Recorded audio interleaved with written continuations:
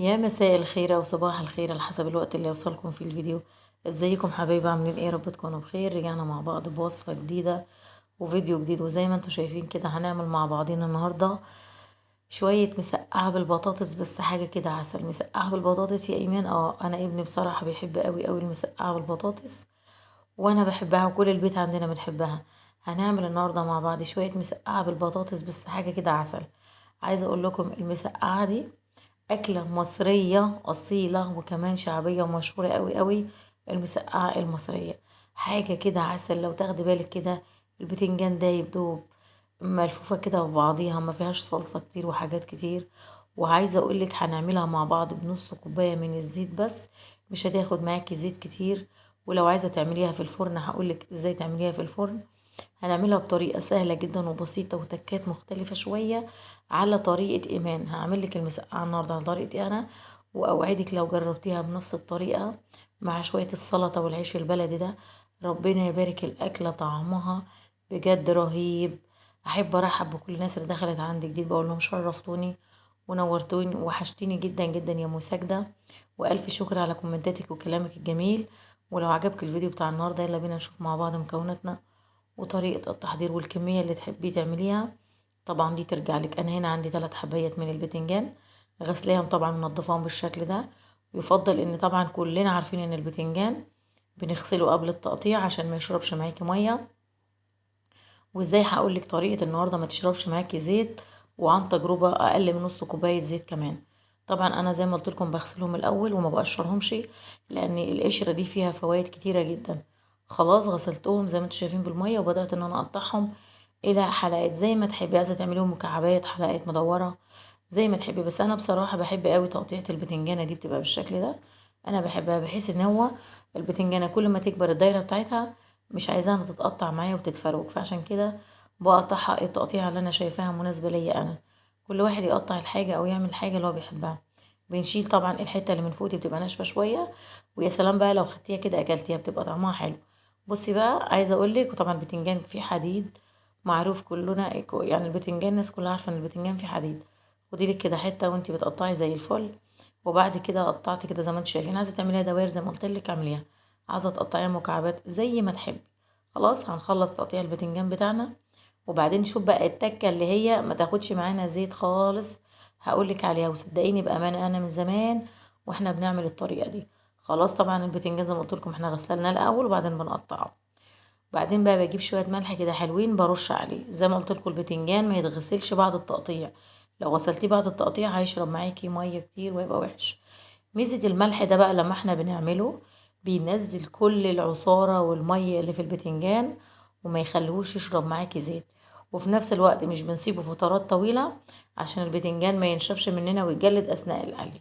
خلاص هركنه بس كده على جنب. وبعدين جبت عندي 4 حبايات من البطاطس. عايزة اقولك دول كانوا حوالي كيلو بتنجان. جبت 4 حبايات من البطاطس وبدأت ان انا اقشرهم بالطريقة دي. المقشرة دي يا جماعة رهيبة، اتمنى تكون في كل بيت، بتسهل بسرعة بسرعة معاكي، وكمان ما بتهدرش كتير من البطاطس. خلاص هنقشر البطاطس بتاعتنا وهناخدها طبعا نغسلها وننضفها ونقطعها الى صوابع، ما تكونش سميكة قوي وما تكونش رفيعة قوي، عشان تبقى حلوة كده للمسقعة بتاعت النهاردة. اللي ما جربش المسقعة بالبطاطس يجربها ويقول لي رأيه فيها ايه. طبعا بعتذر لان انا صوتي لاني تعبانة شوية. خلاص يلا بينا نشوف. بعد كده جبت عندي، بصوا صدقوني على ما قطعت البطاطس وقشرتها وقطعتها بالشكل ده نزلت المية دي. بصي بقى حطيت كمان حبة ملح. وتعالوا نشوف بعد ساعتين بالظبط من الملح على البتنجان. بعد كده بصي ازاي البتنجان لما بضغط عليها بتنزل مية بالشكل ده. بصي نزلت مية قد مية سودا، كل دي مية نازلة من البتنجان. خلاص بعد كده انا جبت عندي شوية زيت وسخنتهم بالشكل ده. هوريكي قد ايه مش هياخد معايا زيت خالص خالص زي ما انتوا شايفين. يعني ركزي في اول الزيت لحد فين، ويعلم ربنا ما خدناش نص كوباية زيت، لانه الملح لما بينزل المية من البتنجان هنا بيخليه ما بيشربش معاكي زيت كتير، وبيبقى سهل وسريع القلي بسرعة. طب انت قلت لنا لو انا عايزة اعمل في الفرن، بنجيب صينية حبايبي سواء ألمونيا او تيفال او اي حاجة، بندهنها دهنة زيت خفيفة وبنرص البتنجان بتاعنا عليها. وكذلك الوضع بندهن وش البتنجان اول ما بيحمر في الفرن، بس بنولع الشواية بنقلب البتنجان الناحية التانية بيتحمر معاكي وكده، ما تبقيش استهلكتي زيت كمان كتير لو انتي مش حابة تعملي زي ما انا بعمل. بس بصراحة ربنا وللأمانة القلي بيدي المسقعة طعم تاني. في ناس طبعا بتحب تعملها باللحمة المفرومة، كل واحد يا جماعة يعمل حسب مقدرته في البيت. صدقوني الأكلة ما بتكلفش كتير وتأكلك طول اليوم، بتأكل أسرة كاملة. طبعا احنا الحاجات دي حلوة لازم نعملها كتير في البيوت. بعد كده البتنجان عندي اخد لون بالشكل ده، بدأت اصفيه بالمصفى. طبعا انا بصور لكم بايد، بشتغل بالايد التانية، بصفيه بالمصفى في الطبق. عايزة اقولك مش محتاج ولا ورق مناديل مطبخ ولا تخرجي على حاجة ولا في مصفى تاني، لان هو اصلا البتنجان يعني على طول يعني مش شارب زيت. خلاص بالشكل ده كده قلينا البتنجان عندنا كله. وبعد كده بنجيب عندي البطاطس، هنبدأ ان احنا ننزل فيها الزيت. احط البطاطس في الزيت، وانا اسفه لو بلخبط شويه. بعد البتنجان على طول بنزل بالبطاطس. عايزه اقولك هتقولي طب ما قليتيش البطاطس ليه في الاول؟ هقولك عادي، لان انا الزيت بتاع البتنجان والبطاطس ده انا عشان صحه ولادي بقلي في الحاجه مرتين، وبعدين بخليه بستفيد منه للسمكة او اي حاجة تانية، ما عنديش مشكلة. بعد كده حمرت البطاطس زي ما انتم شايفين، ربنا يبارك. بصي خدي بالك ان الزيت يعلم ربنا قعد زي ما هو، ما خدش زيت كتير. يعني قليت كيلو بتنجان، قليت بطاطس. وزي ما انتم شايفين طبعا ما تحلاش المسقعه غير بشويه الفلفل الجميل.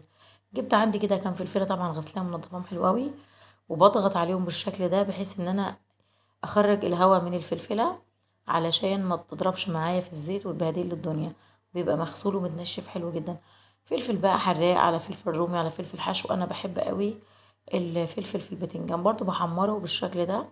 وبعدين هخرجه من الزيت، وعايزه اقول لك برضو يعلم ربنا، شايفه الزيت زي ما هو ازاي، ده يرجع للملح اللي احنا حطيناه على البطاطس وعلى البتنجان زي ما هو. الزيت ما خسش خالص ولا قل. خرجت برضو الفلفل بالشكل ده، وفي نفس الطاسة اللي انا عملت فيها البتنجان بشيل الزيت ده خلاص، لان مش عايزة كل الزيت ده زيت كتير قوي عشان اشوف هشتغل ازاي. خليت حبة من الزيت صغيرة جدا، وجبت عندي شوية من التوم حمرتهم بالشكل ده.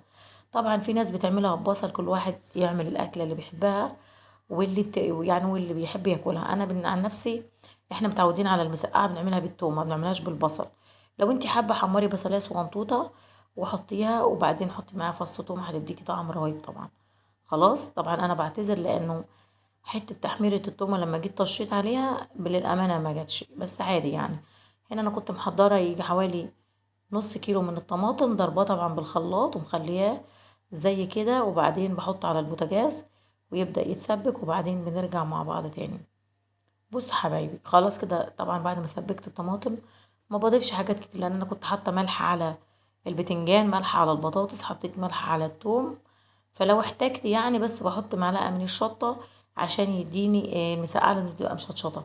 لكن لو عندك ولاد خلي بالك مش بضيف اي حاجه تانية غير الملح والشطه بس. لو مش عايزه تحطي شطه ما تحطيش. وبعدين بنزل بالبطاطس وبالفلفل زي ما انتم شايفين وبالبتنجان على بعض. لو انت حابه تعملي الخطوه دي وتدخليه الفرن مفيش مشكله، بس هو احنا كل ما فيها كل الاكل بتاعنا مستوي ومتسبك وجاهز، فيا دوبك يعني بياخد يعني دقايق صغيره جدا على النار.